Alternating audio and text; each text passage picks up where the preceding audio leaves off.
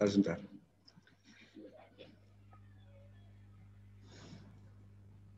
Bismillahirrahmanirrahim. Assalamualaikum warahmatullahi wabarakatuh.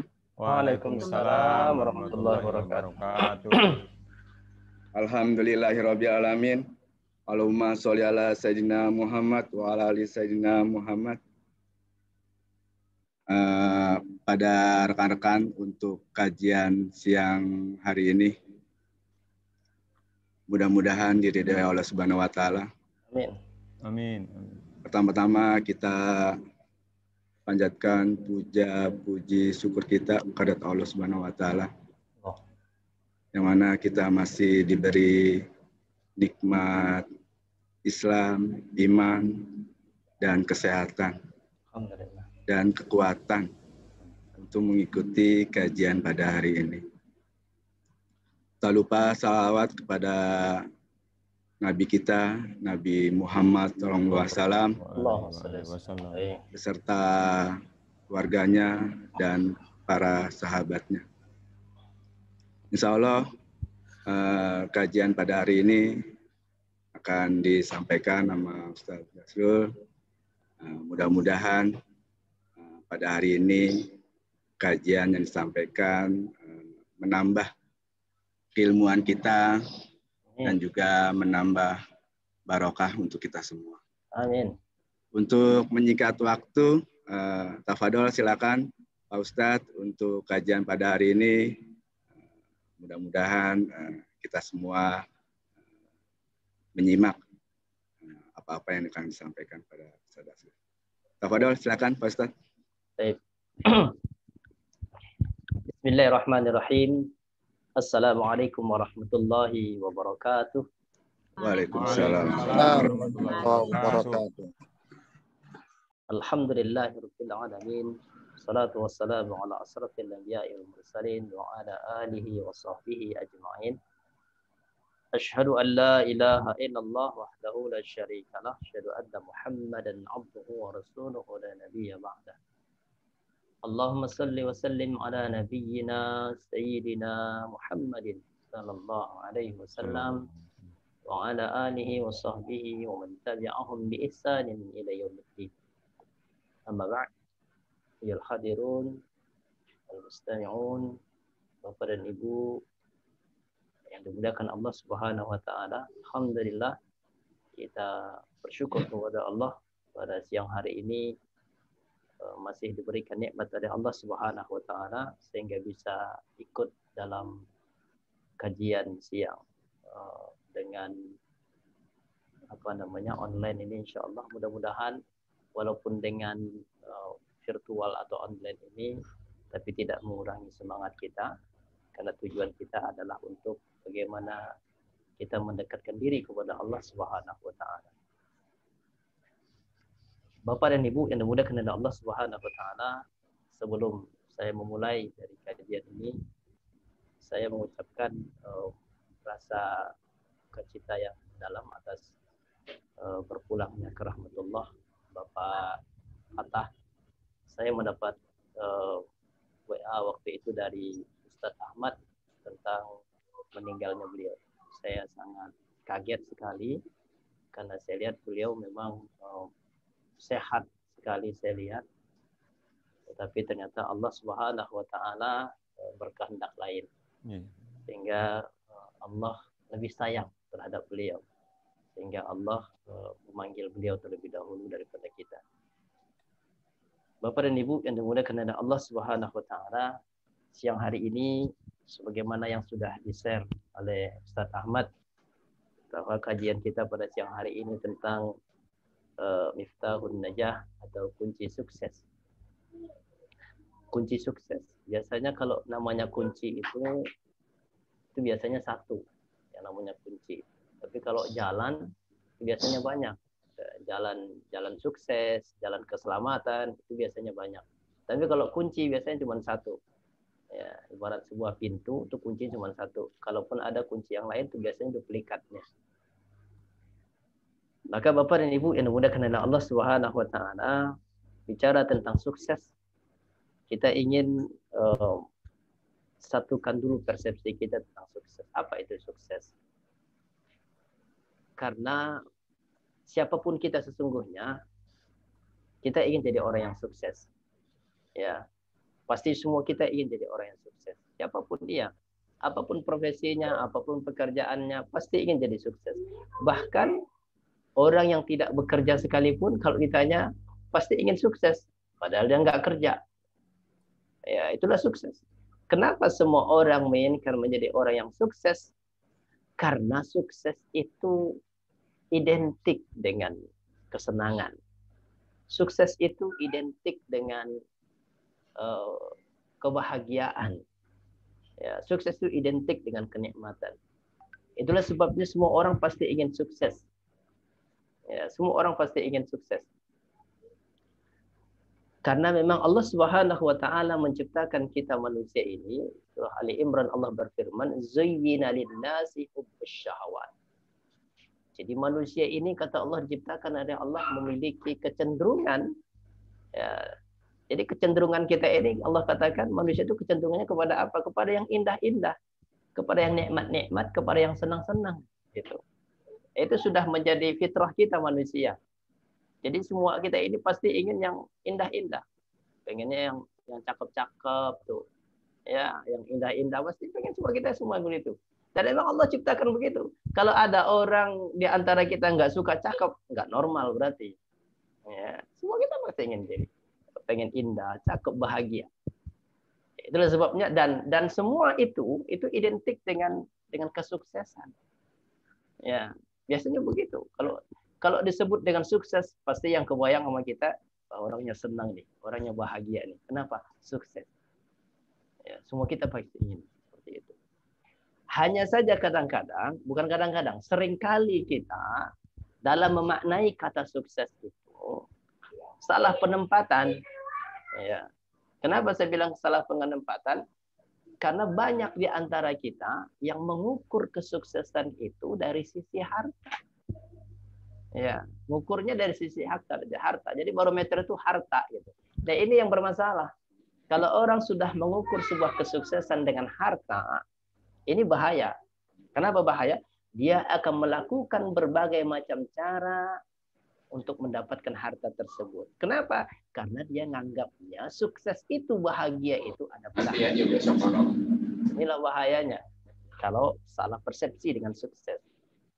Ya, biasa kan kita begitu. Kalau ngeliat orang tuh hartanya banyak, nih, masya Allah ini orang sukses banget kita ini. Hartanya banyak.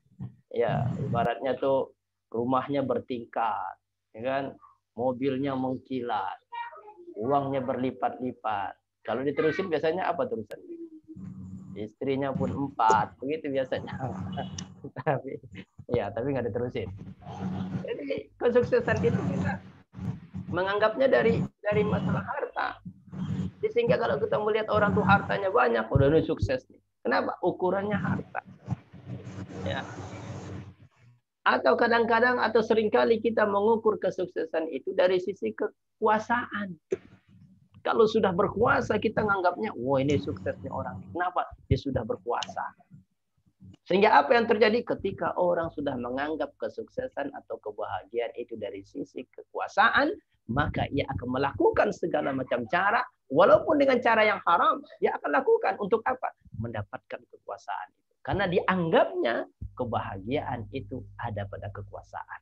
Bahaya. Ya, ini bahaya. Jadi akan menghalalkan segala cara. Nah, kalau orang sudah menghalalkan segala cara untuk mendapatkan kekuasaan, maka kekuasaan nanti yang ia dapatkan itu pasti akan bermasalah. Itu akan bermasalah. Kenapa? Karena caranya tidak benar untuk mendapatkan. Padahal sesungguhnya begitu ia mendapatkan kekuasaan itu, dia nggak bahagia juga sebenarnya. Jadi jangan disangka bahwa orang yang memiliki kekuasaan itu juga hidupnya bahagia. Belum tentu. Belum tentu. Ya, tanya aja orang yang memiliki kekuasaan paling rendah aja, RT. Kan berkuasa tuh, tanya RT. Enak nggak jadi RT? Saya waktu tinggal di Rawa Bebek itu, RT 4 Rawa Bebek itu satu periode nggak ada RT-nya. Kenapa? Nggak ada yang mau jadi RT. Kenapa? Berat katanya. Warganya pada apa ngeyel segala macam, nggak mau dia. Itu tandanya apa? Kekuasaan tuh nggak enak juga. Kecuali kalau orang-orang beriman. Ya. Itu kekuasaan. Atau kita memandang kesuksesan itu dari sisi jabatan, sama. Kalau kita melihat orang sudah jabatannya tinggi, Masya Allah, ini orang bahagia. Padahal sesungguhnya sukses itu dalam Islam tidak diukur dari sisi harta, jabatan, kekuasaan, tidak. Allah Subhanahu wa taala sudah berfirman dalam surah Al-Hasyr. Allah tegaskan kepada kita orang-orang beriman. Apa kata Allah? La yastawi ashabun nari wa ashabul jannah. Ashabul jannati humul faizun. Ini coba ayat ini kita lihat. Tidak sama kata Allah penduduk neraka dengan penduduk surga. Dan penduduk surga kata Allah itulah orang-orang yang sukses.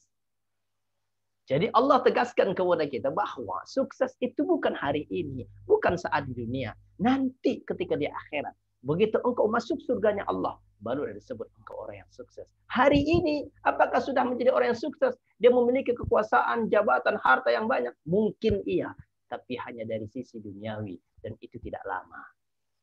Berapa lama kita bisa hidup di dunia ini? Tidak lama.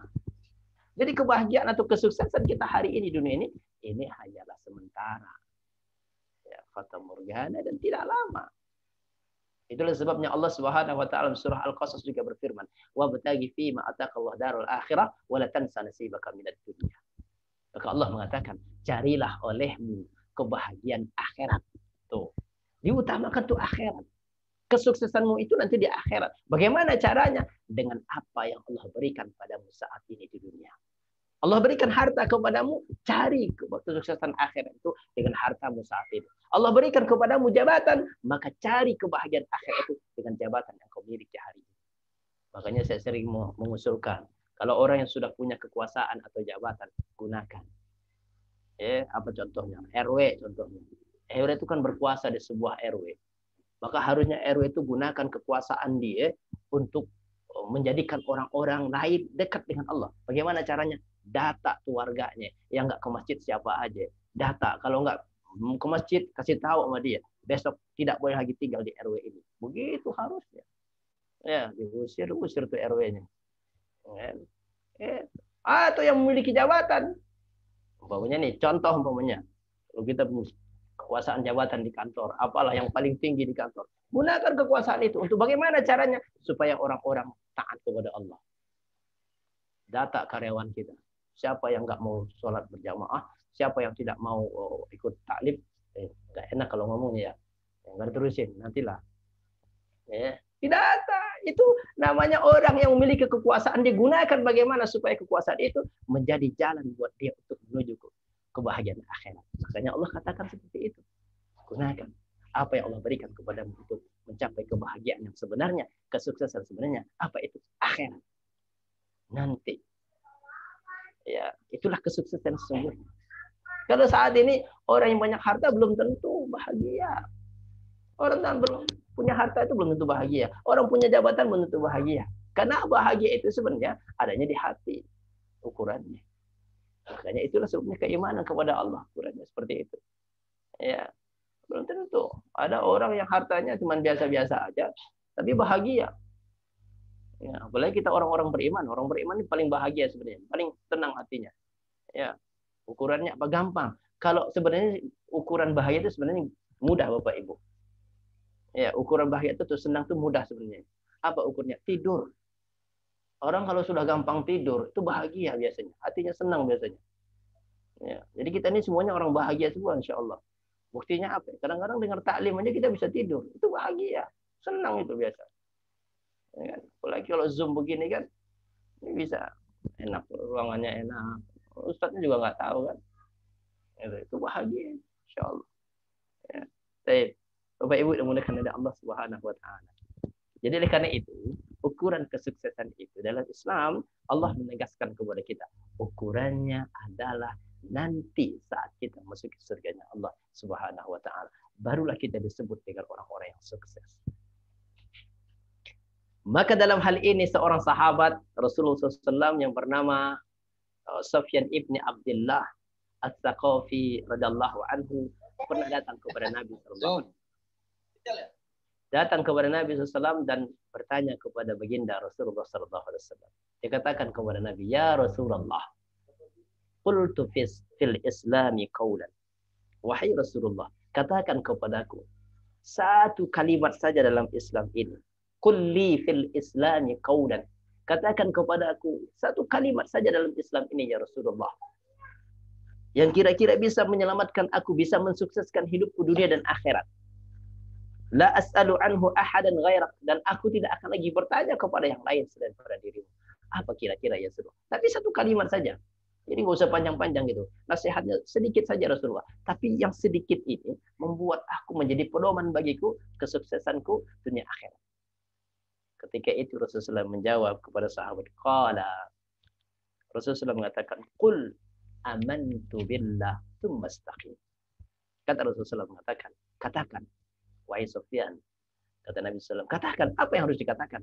Amantu billah, aku beriman kepada Allah. Tsumma istaqim. Kemudian kata Allah, istiqomahlah engkau dengan ucapan itu. Jadi Bapak Ibu, mudah-mudahan kepada Allah Subhanahu wa taala. Kunci sukses itu di akhirat. Karena kita ini ada suksesnya itu nanti di akhirat ketika masuk surganya Allah. Jadi kunci kesuksesan itu kalau menurut hadis ini bahwa Nabi mengatakan istiqomah. Istiqomah itulah kunci kesuksesan. Orang kalau istiqomah dalam hal apa saja, maka insya Allah bisa sukses. Maka kalau kajian kita pada siang hari ini adalah tentang kunci kesuksesan, maka jawabannya sudah dapat. Apa itu kunci sukses? Istiqomah. Karena jawabannya sudah dapat, jadi pengajian kita cukup sampai di sini saja. Ya, kan sudah ada jawaban, karena sudah jawabannya sudah ada. Ya, kunci sukses itu apa? Istiqomah. Ya. Bapak Ibu udah mau dikenal Allah. Cuma ngetes aja. Mau setuju nggak? Udah selesai apa belum? Gitu maksudnya. Bapak Ibu udah mau dikenal Allah Subhanahu wa taala. Jadi kunci sukses itu adalah istiqomah. Istiqomah itu adalah kunci sukses dalam hal apa saja. Jadi kalau disebut dengan sukses dalam kebaikan, sukses dalam keburukan, kalau ingin sukses kedua-duanya, istiqomah. Orang kalau sukses dalam keburukan, kalau istiqomah dalam keburukan, sukses dalam keburukan itu. Umpamanya contohnya apa dalam keburukan? Copet. Kalau istiqomah dia dengan pencopetnya, dia akan sukses dengan pencopetnya. Tapi dalam Islam kan nggak ada istiqomah dalam keburukan. Ya. Bagaimana? Tadi Nabi sudah menyampaikan dalam hadisnya. Qul amantu billah. Katakan aku beriman kepada Allah kemudian istiqomah. Artinya istiqomah itu hanya satu. La istiqamatu illa fit ta'ah. Tidak ada istiqomah dalam Islam kecuali dalam ketaatan kepada Allah, keimanan kepada Allah Subhanahu wa taala. Maka kalau ingin mencapai kesuksesan akhirat itu, capailah dengan keimanan kepada Allah kemudian istiqomah. Lihat ayat Allah Subhanahu wa taala ketika Allah Subhanahu wa taala mengatakan innal ladzina qalu rabbuna Allah tsumma istaqamu tatanazzalu 'alaihimul malaika alla takhafu wa la tahzanu wa abshiru bil jannah. Ya, ketika Allah Subhanahu wa taala dalam surah Fussilat mengatakan sesungguhnya orang-orang yang mengatakan Rabb kami adalah Allah. Kemudian mereka istiqomah dengan ucapan itu. Maka malaikat-malaikat akan turun kepada mereka dan mengatakan alla takhafu wa la tahzanu. Jangan kalian takut, jangan kalian sedih, jangan kalian ragu. Wa abshiru bil jannah. Kabar gembira kalian adalah surga. Bapak Ibu yang dimuliakan Allah, ketika dia istiqomah dengan ucapan itu, maka baginya adalah surga. Surga adalah simbol kesuksesan. Surga adalah simbol kenikmatan, kebahagiaan. Berarti orang kalau istiqomah baginya adalah surga. Dan surga simbol kesuksesan. Artinya apa? Kalau dia istiqomah, maka dia akan sukses. Lalu pertanyaannya, apa itu istiqomah? Istiqomah sudah menjadi bahasa kita Indonesia. Dalam kamus bahasa Indonesia diartikan istiqomah itu adalah teguh pendirian. Ya, tetap pendirian, teguh pendirian. Ya, itulah istiqomah. Kalau dalam bahasa Arab istiqomah itu asal katanya adalah istiqomah. Istaqimu, istiqomah. Berjalan di jalan yang lurus. Ya, tidak mudah dipengaruhi. Ya, kalau dalam Islam secara syar'i istiqomah itu adalah orang yang berjalan di jalan Allah Subhanahu wa taala, meneguhkan pendirian di jalan Allah, tidak mudah terpengaruh dengan hal-hal yang merusak keimanannya kepada Allah, tetap berjalan di jalan Allah, itulah orang istiqomah. Apapun yang terjadi, dia tetap dengan pendiriannya. Itu orang istiqomah. Kalau ibarat kata pepatah, istiqomah itu seperti karang di lautan. Ya, karang di lautan. Bagaimanapun ombak yang menghantam dia akan tetap tegar berdiri di situ. Itu orang istiqomah. Jadi, bagaimanapun godaannya, ancamannya, dia tetap ada di situ. Itu orang istiqomah. Jadi tidak seperti pohon pinang di atas bukit. Kalau Bapak Ibu tahu pohon pinang di atas bukit, itu kalau orang kampung biasanya tahu. Pohon pinang di atas bukit itu biasa tahu. Pohon pinang itu kan tinggi bentuknya di atas bukit. Itu biasanya kan mudah dipengaruhi oleh angin. Kemana angin berhembus, dia akan ikut. Itu bukan orang tidak istiqomah kalau begitu. Kalau ada dulu ada nyanyi, saya pernah ingat itu, ketika ada angin barat, dia ikut ke barat. Ada angin timur, ikut ke timur. Kalau nggak salah tuh judul lagunya Cinta Karet kalau nggak salah. Ya, angin barat ikut ke barat, angin timur. Itu orang tidak istiqomah. Istiqomah. Istiqomah itu dia tetap pendiri. Apapun yang terjadi seperti karang di lautan. Itu orang istiqomah. Masya Allah. Orang yang bisa menjaga keistiqomahannya seperti itu kata Allah. Tadi ayat Allah mengatakan, tatanazzalu alaihimul malaikah. Mereka akan memberikan jempol kepada mereka dengan mengatakan la takhaf, alla takhaf wa la tahzan. Jangan kalian takut. Itulah sebabnya Bapak Ibu, ulama-ulama dulu, orang-orang istiqomah itu mereka nggak pernah takut. Tidak pernah takut kepada siapapun selain kepada Allah. Kenapa? Karena mereka tahu bahwa absyirul jannah, apapun yang mereka hadapi, apapun yang akan mereka dapatkan pada saat mereka istiqomah, tapi yang jelas kabar gembira bagi mereka adalah surga. Masya Allah. Jadi ini orang-orang istiqomah luar biasa. Bapak dan Ibu yang dimuliakan oleh Allah Subhanahu wa taala. Dan itulah kesuksesan sesungguhnya. Jadi kesuksesan akhir. Pertanyaannya adalah kira-kira apa saja unsur yang ada dalam istiqomah itu? Ya, apa saja unsur yang ada dalam istiqomah itu? Yang pertama unsur dalam istiqomah itu adalah al-istimroriyah. Ya, istimroriyah itu artinya berkesinambungan. Ya, unsur-unsur yang ada dalam istiqomah itu adalah yang pertama kontinuitas. Melakukan sebuah amal itu dengan berkesinambungan. Itu orang istiqomah. Jadi orang istiqomah itu bukan orang yang begitu melakukan kebaikan lalu melakukan keburukan, tidak. Tapi orang yang berkesinambungan dalam melakukan sebuah kebaikan. Ada istiqomah dalam satu amalan, ada istiqomah dalam kebenaran. Tapi dua-duanya benar. Istiqomah dalam kebenaran itu adalah setiap apa yang ia lakukan, kebaikan itu berkesinambungan. Walaupun tidak sama kebaikannya, tapi berkesinambungan kebaikan-kebaikan itu. Ada istiqomah dalam sebuah amalan. Apa contohnya? Salat duha umpamanya. Dia istiqomah dengan salat duha. Bagaimana caranya? Setiap pagi dia selalu salat duha. Bertahun-tahun ia lakukan. Ini istiqomah dalam sebuah amalan. Boleh? Boleh. Atau istiqomah dalam kebenaran secara umum. Pokoknya dia tidak pernah melakukan keburukan. Dia hanya melakukan kebaikan. Walaupun kebaikan itu berbeda-beda, tapi berkesinambungan. Contoh nih, kita nih hari ini. Contoh, tadi kita salat zuhur. Alhamdulillah, kita sudah salat zuhur. Setelah salat zuhur, kita berzikir. Kemudian kita berdoa kepada Allah. Setelah itu kita lanjut dengan kajian online. Ini kebaikan yang berkesinambungan. Ya, setelah ini nanti, setelah kajian online, ada lagi kebaikan yang lain kita lakukan. Ini namanya berkesinambungan. Istiqomah dalam kebaikan. Dan itu terus kita melakukan. Tidak diselingi dengan keburukan. Dan amalan itu tandanya, Bapak Ibu yang dimuliakan oleh Allah, ini luar biasa nih. Imam Malik mengatakan, salah satu amalan itu tandanya diterima oleh Allah, amalan baik itu adalah as-sawabul hasanah al-hasanatu ba'dah. Tanda amalan seorang itu diberi pahala oleh Allah, diberikan balasan yang terbaik atau diterima oleh Allah adalah kebaikan yang berikutnya. Maksudnya, sebuah kebaikan yang ia lakukan itu diterima oleh Allah ketika setelah itu dia melakukan kebaikan yang lain. Ya. Jadi tidak diselingi dengan keburukan. Ya, dia sih luar biasa Ustaz, ke masjid sholat berjamaah. Tetapi habis sholat berjamaah begitu pulang nyari sendal yang paling bagus. Nah, berarti itu sholatnya yang tadi itu nggak diterima oleh Allah. Kenapa? Dia sudah merusaknya dengan keburukan dia. Tapi setelah dia melakukan kebaikan, lalu kebaikan berikutnya, maka amal yang kebaikan tadi itulah tandanya diterima oleh Allah Subhanahu wa taala. Itulah sebabnya kita jangan menyelingi kebaikan kita dengan keburukan. Ya, karena akan merusak kebaikan yang kita lakukan sebelumnya. Jadi unsur yang pertama dalam istiqomah itu adalah istimroriyah, adanya berkesinambungan amal kebaikan yang kita lakukan. Yang kedua, unsur istiqomah yang ada dalam istiqomah itu adalah al-amal, perbuatan. Jadi istiqomah itu jangan hanya sekedar ucapan saja. Oh, saya mau istiqomah, Ustaz. Pokoknya bagaimanapun saya mau istiqomah. Tapi nggak ada actionnya. Itu nggak benar.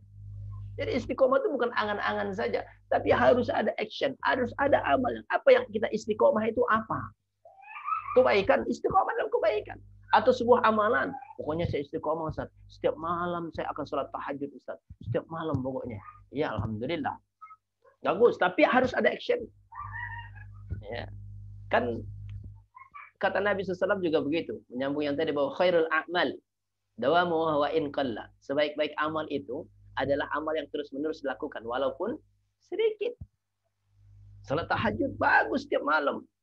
Makanya Nabi SAW mengatakan walaupun sedikit itu kita ambil banget tuh. Biasanya kita mengambilnya kalimat-kalimat terakhir. Walaupun sedikit. Nah, itu yang kita ambil biasanya. Ya. Amal yang terbaik itu, amal yang paling yang baik itu kata Nabi adalah amal yang dilakukan terus-menerus walaupun sedikit. Nah, yang kita ambil itu walaupun sedikitnya biasanya yang menjadi pedoman kita. Sehingga setiap amal-amal itu yang kita lakukan itu ya kita lakukan sih cuman sedikit. Yang apa Ustaz? Yang penting kan terus Ustaz walaupun sedikit. Padahal Nabi SAW mengatakan itu Bapak Ibu, kalimat itu disampaikan Nabi adalah untuk memotivasi kita. Itu kalimatnya harus dibalik. Baliknya gimana maksudnya? Kalau yang sedikit dilakukan terus-menerus itu adalah menjadi amal yang terbaik, bagaimana kalau yang banyak dilakukan terus-menerus? Gitu loh maksudnya. Itu kan akan lebih baik lagi, gitu loh. Cuman kita kan begitu ngambilnya yang sedikit, walaupun terus-menerus, tapi walaupun sedikit. Yang sedikitnya kita ambil. Salat tahajud, umpamanya kata Nabi salat tahajud itu 11 rakaat dengan witir. Tapi kalau nggak bisa minimal 2 rakaat sama 1 witir. Nah, yang kita ambil itu biasanya itu, yang minimalnya 2 dan 1. Ya, minimalis lah kalau beramal. Tapi kalau mau pahalanya maksimalis. Itu biasa kita begitu. Ya, padahal yang minimalis juga harusnya. Ya. Jadi amal itu harusnya dibalik kalimat Nabi itu. Kalau yang sedikit terus-menerus lakukan adalah yang terbaik, bagaimana kalau banyak terus-menerus gitu loh. Ya, 10.000 sehari bersedekah, memang itu rutin dilakukan, itu adalah amal yang terbaik. Tapi alangkah baiknya lagi kalau 100.000 setiap hari terus menerus. Itu lebih bagus lagi, gitu loh maksudnya. Di mana-mana kan kalau bersedekah itu mendingan 100.000 ikhlas daripada 10.000 nggak ikhlas. Itu nggak Bapak Ibu. Ya, biasanya begitu. Ya, Bapak Ibu udah berkenan Allah Subhanahu wa taala. Jadi ada amal, ada action yang kita lakukan dalam istiqomah. Itu nggak bisa hanya ucapan saja. Ya. Yang ketiga dalam istiqomah itu unsurnya adalah as-sabr. Adanya kesabaran. Orang kalau nggak bisa sabar, nggak bisa istiqomah. Nggak bisa. Karena istiqomah itu membutuhkan kesabaran kita. Ya, butuh kesabaran istiqomah itu. Makanya saya contohkan begini Bapak Ibu. Umpamanya kita mau istiqomah dalam tilawah Quran. Sehari-hari. Setiap hari kan kita ini harus tilawah Quran. Paling tidak kan sehari itu 1 juz Al-Quran kita tilawah Quran. Setiap hari harus itu 1 juz. Ya kalaupun tidak bisa 1 juz setiap hari, ya minimal sebulan sekali khatam. Minimal. Walaupun sehari tidak bisa 1 juz, tapi sebulan minimal khatam sekali. Ya kan? Maksudnya itu ya harus bisa begitu gitu maksudnya. Ya. Tapi kalaupun tidak bisa seperti itu, para ulama mengatakan, ini Bapak Ibu, para ulama mengatakan kalau memang nggak bisa 1 hari 1 juz, para ulama mengatakan paling tidak setiap hari jangan pernah lewatkan 1 hari untuk tidak membaca Quran. Itu paling tidak. Pokoknya 1 hari itu jangan lewatkan untuk tidak baca Quran. Jangan sampai gitu maksudnya. 1 hari itu kita lewatkan tanpa kita baca Quran. Tapi kan udah Ustaz di sholat. Beda. Sholat sama tilawah kita itu beda. Kalau sholat itu saya juga tahu apa yang kita baca. Paling kulhu semua. Setiap sholat itu yang kita baca. Ya, kalau tilawah itu kan diganti terus-menerus. Begitu maksudnya. Ya, harus seperti itu. Nah, dalam hal seperti ini kita atur istiqomah. Contoh begini Bapak Ibu. Kita sudah berazam nih, sudah berniat. Setiap hari saya harus baca Quran 3 lembar. Contoh nih. Pokoknya setiap hari saya harus baca 3 lembar Al-Quran. Saya sudah berazam, saya sudah berniat. Apapun yang terjadi, saya harus baca Quran setiap hari 3 lembar. Kalau kita sudah berazam seperti itu, Bapak Ibu, itu harus kita istiqomahi. Ya, harus kita istiqomahi. Kalau tidak istiqomah, kita akan kalah. Contoh nih, ketika lagi baca Quran kita. Karena baca Quran itu biasanya memulai yang berat. Begitu dibaca sudah menjadi nikmat, itu juga akan berat kita. Karena udah nikmat. Nah, kalau kita lagi baca Quran nih, ya bahwa kita sudah berazam nih, berniat setiap hari cuma 3 lembar. Begitu kita lagi baca Quran hari itu, sudah sampai 3 lembar nih Bapak Ibu, jangan diterusin. Sampai 4 lembar, 5 lembar, 6 lembar, atau 9 lembar, jangan. Begitu sampai 3 lembar, selesai di situ. Jangan diterusin. Jangan. Kok Ustaz membatasi orang untuk membaca? Bukan membatasi, tapi belajar kita untuk istiqomah.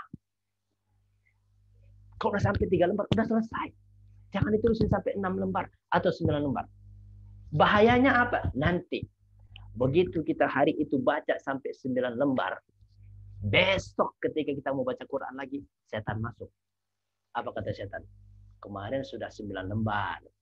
Udah berarti udah 3 hari. Udah nanti aja 3 hari berikutnya baru baca lagi. Itu setan begitu Bapak Ibu. Pinter setan itu. Kemarin udah 9 lembar tuh, udah 3 hari, udah santai aja. Nanti 3 hari yang depan baru baca lagi. Kenapa? Kemarin udah 9 lembar. Disitulah kita kalah dengan setan. Dengan iblis. Karena paling pinter. Makanya saya katakan kita belajar istiqomah. Kita tidak membatasi kebaikan. Tapi belajar istiqomah. Kalau sudah 3 lembar, berhenti. Walaupun lagi nikmat, berhenti. Karena di situ pintu setan akan masuk kepada kita. Dan akan menggoda kita untuk membaca Quran untuk berikutnya. Bapak Ibu yang berkenan Allah. Oleh karena itu butuh kesabaran. Sabar aja. Jangan diterusin. Sabar, berhenti di situ. Ya. Itu amalan-amalan yang lain. Baik. Ya. Itu yang ketiga. Yang keempat, unsur dalam istiqomah itu adanya at-ta'ah.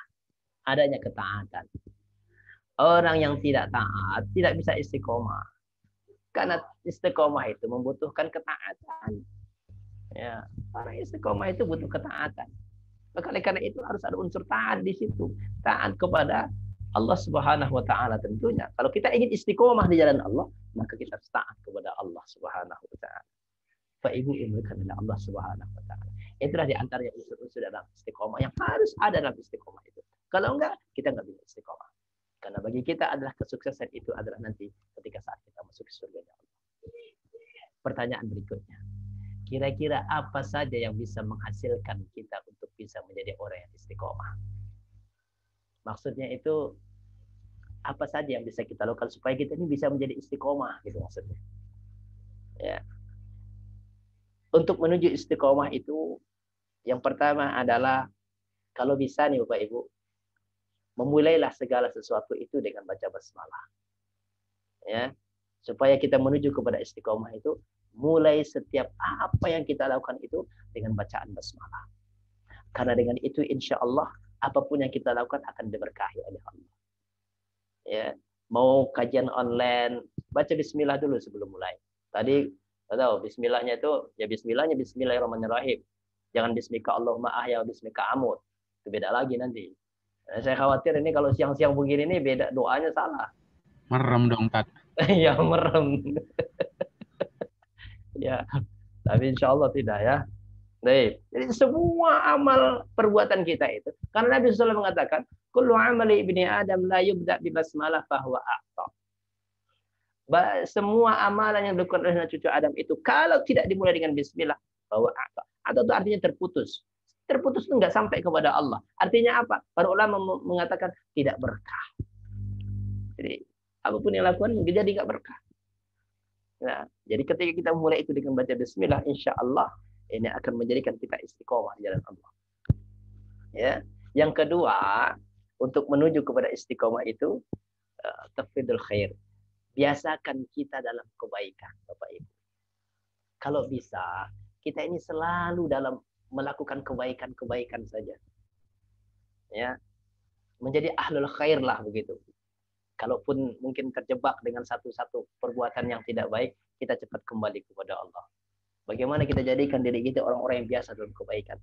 Karena orang yang terbiasa dalam kebaikan itu, keutamaannya Masya Allah. Bahkan ya nanti meninggalnya pun bisa dalam keadaan baik.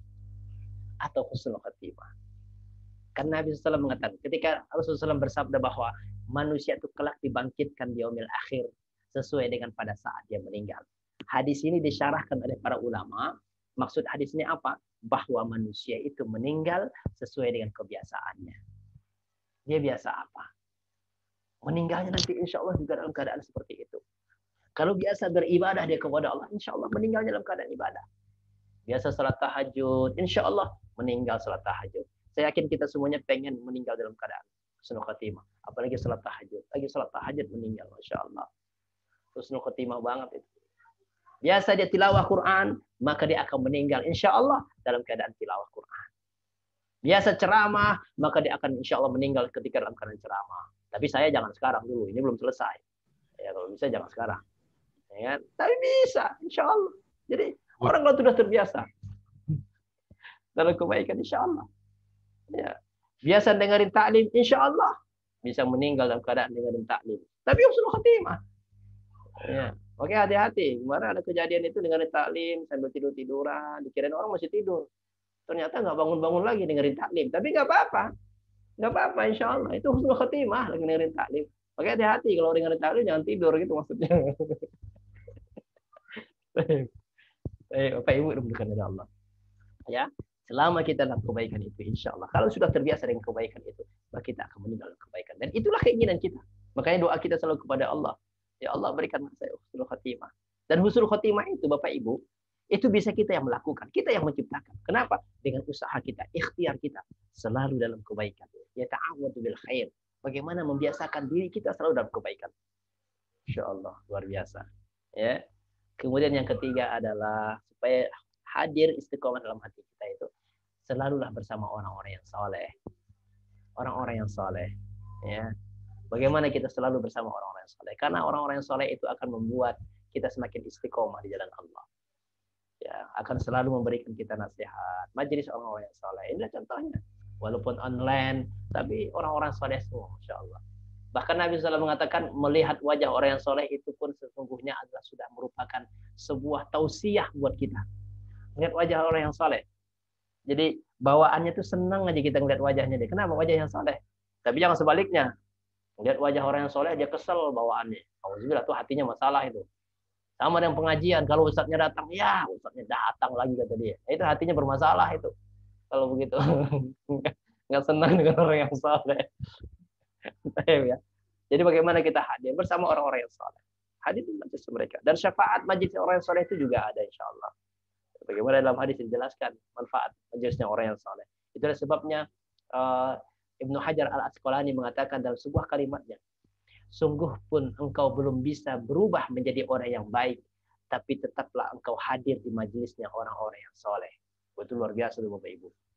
Jadi walaupun belum bisa kita berubah menjadi orang baik, tapi bagaimana kita bisa selalu hadir di majelisnya mereka. Ya, karena dengan itu nanti insya Allah Allah akan arahkan hati kita kepada yang baik. Ya. Kemudian selanjutnya menghadirkan istiqomah dalam hati kita adalah membaca kisah-kisah orang-orang yang saleh, salafus saleh, kisah Nabi, kisah para sahabat, bagaimana istiqomahnya mereka, para ulama, Masya Allah. Belajar kita dari situ. Baca kisah mereka. Ketegaran mereka di jalan Allah, keistiqomahan mereka di jalan Allah. Itu akan membangkitkan istiqomah dalam diri kita. Ya, dan yang selanjutnya menghadirkan istiqomah itu bagaimana kita supaya kalau bisa nih berinovasi dalam ibadah kepada Allah, kreatif dalam ibadah kepada Allah. Apa tuh maksudnya kreatif? Kreatif itu maksudnya Bapak Ibu berinovasi itu maksudnya dalam menuju ibadah tersebut. Jadi jangan salah persepsi juga. Ketika Allah mengatakan begini dalam surah Al-Maidah, ya ayyuhalladzina amanu taqullaha wabtaghu ilaihil wasilah. Wahai orang beriman, bertakwalah kepada Allah dan carilah olehmu jalan-jalan untuk mendekatkan dirimu kepada Allah. Ini ada yang menafsirkan ayat ini supaya ini kita kreatif dalam beribadah kepada Allah. Kreatif itu maksudnya bukan menciptakan ibadah yang baru, bukan. Tapi bagaimana ibadah itu supaya kita itu nggak bosan untuk melakukan itu. Contoh. Sholat berjamaah ke masjid. Ya, kita supaya menjadi orang istiqomah sholat berjamaah ke masjid itu kreatif kita. Bagaimana cara kreatifnya? Kalau ke masjid, tempat duduknya jangan di situ mulu.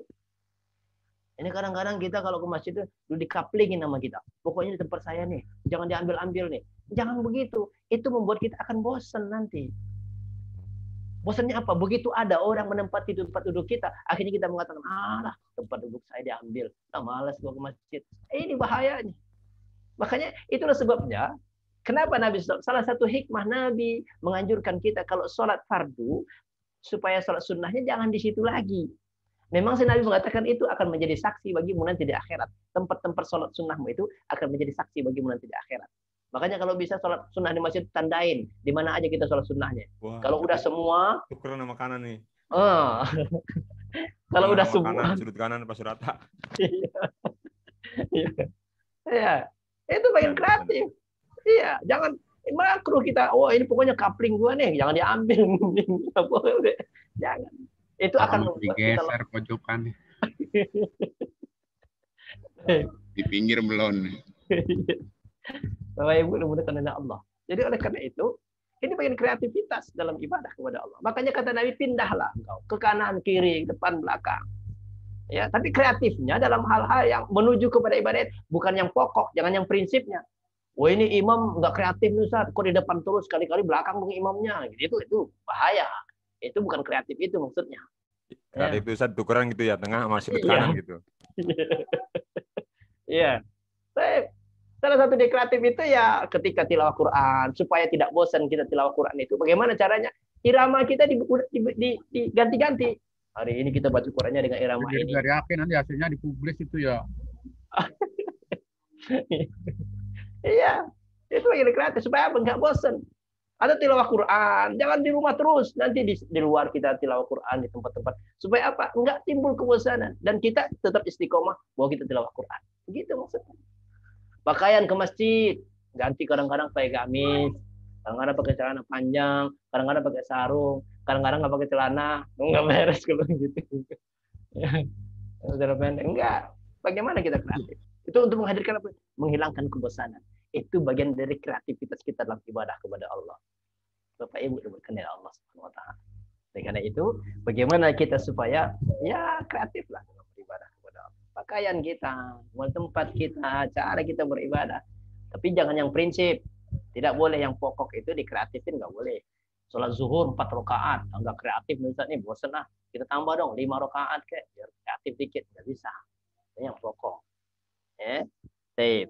Dan yang terakhir, menghadirkan istiqomah dalam hati kita itu terhadap diri kita adalah doa.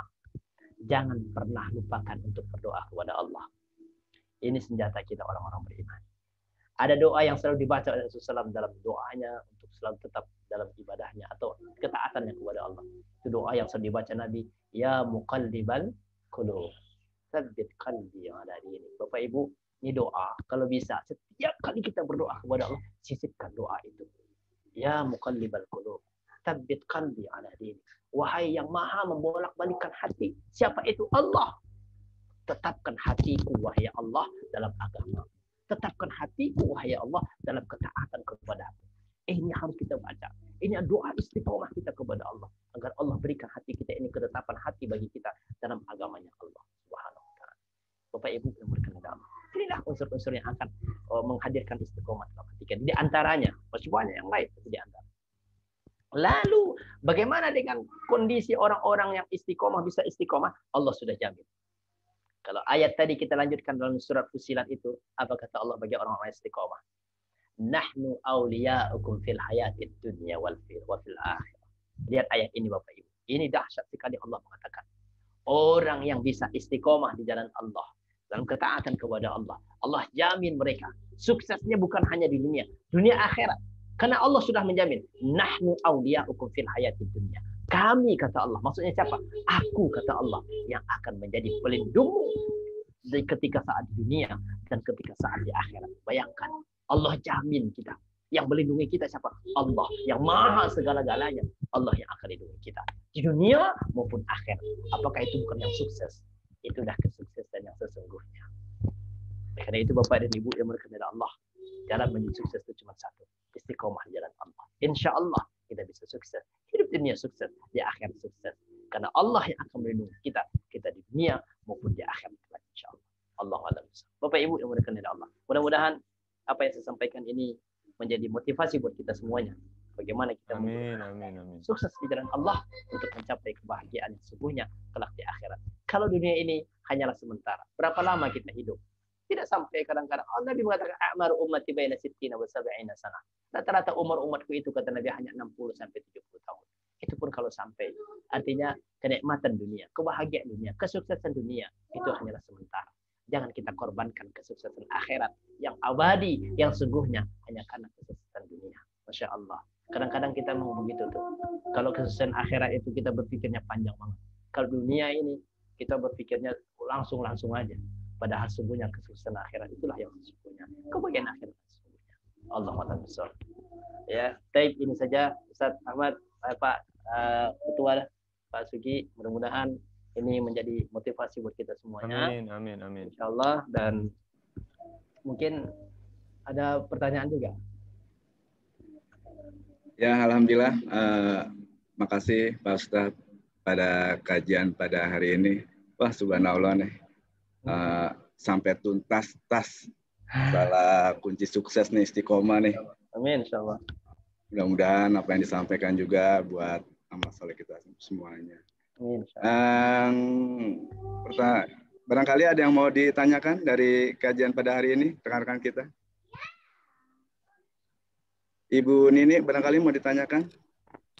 Kata Pak Surata kan bentuk istiqomah boleh dong, sudut kanan nggak boleh ganggu katanya. Ya udah saya nggak boleh ke kanan katanya. Bercanda Ustaz. Iya. Kata beliau juga itu bentuk istiqomah katanya. Mana beliau nih? Misalnya itu doang Ustaz. Iya, nggak apa-apa. Silakan Pak Surata, ada yang bertanyakan? Mohon izin Pak Ustadz. Siap.